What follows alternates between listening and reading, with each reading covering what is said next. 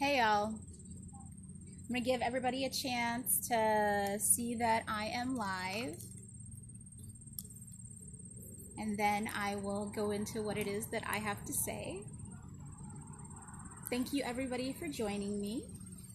I am the Black Tech Guru, the founder of Project Nandi, and I saw that I have a bunch of new followers, and so I just wanted to take a second to introduce myself, to explain what Project Nandi is, and to thank everybody for, supporting me.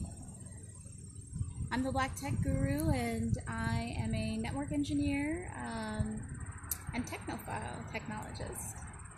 I started Project Nandi in May as a direct response to COVID-19 and the Minneapolis uprising George Floyd protests. I started Project Nandi because I saw how much trouble the children were having with online school last semester. Even my daughter, who was a straight A student, got her first F in her life and cried for 3 days. And when I saw how much it affected her, I realized, hey, these kids are really having a tough time dealing with the changes that have happened because of COVID-19. They're essentially grieving, the loss of their previous lives while trying to be normal children, and it wasn't working. And so as I dug deeper with her, she told me that almost all of her friends had failed the semester. She ended up being able to pull out of it, but still, that was a scary experience for us. And as I talked to other families, I found that they were having the same experiences, just absolute not passes.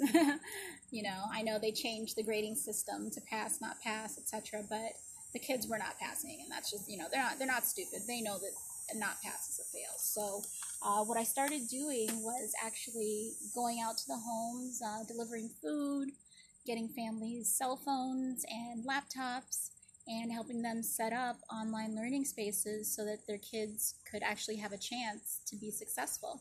And what I found was that, there was a lot of gaslighting going on with these, from the school districts to these families, and that one, a lot of families didn't even have access to internet. They had been provided with these Wi-Fi hotspots that in many cases, unfortunately, just weren't working. As a network engineer, I examined them and found them to be broken. And then the other ones were just unreliable because, broadband, mobile is not broadband. It's not reliable. It's not always on like that. The second issue was that the computers that were being provided were basically smartphones. They're Chromebooks that are barely work on the best day. And so essentially the kids never had an opportunity to be successful. And I was just enraged that, they were being told yet again that they were not good enough through no fault of their own. And so I started Project Nandi in order to close the digital divide, because we can't really tolerate status quo anymore. I'm afraid that when they talk about what happened during COVID-19, they're going to call this time the lost years. And we know that for children of color, the lost years translate into jail time, into lost income, into bad outcomes, for our communities. And so we can't really have any lost years or lost time when it comes to our children's education. And so we have a GoFundMe right now. We've raised about $3,000. We've also raised about $30,000 in private donations. But it's a drop in the bucket. We hope to work with 400 kids this year, and we know that the demand is far higher than that. But we need your help.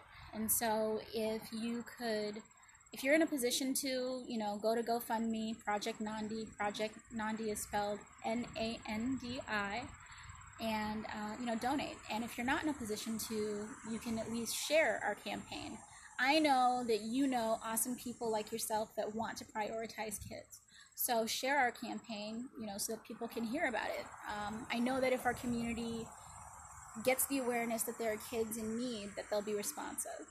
And so yeah, so there's that. So thank you everybody that has donated thus far, and thank you everybody that's shared our campaign. Thank you everyone that's talked about the issue of the digital divide. I also wanted to give you an update because we are doing our National Day of Action for free internet for all. We believe that every public school family should have access to internet at no cost. Education is supposed to be, free or largely free. And because of COVID-19, that's no longer the case. We're going to be at Comcast headquarters at 10 River Place in St. Paul at 2:30 tomorrow. And we will, be having our voices heard. Also on Monday, I'm going to be interviewing educational specialist, disability specialist, Bonnie Jean Smith, to help you to talk about the technology of education. Because the education system is a whole nother system that uses different language, different verbiage, different understandings, and our people need to be educated on those. So Monday at 11 on our live, I will be interviewing her. So we just got a lot going on. Tune in. It's going to be an amazing conversation. Always is. And with that, I will hope you guys have an amazing week and be well until next time.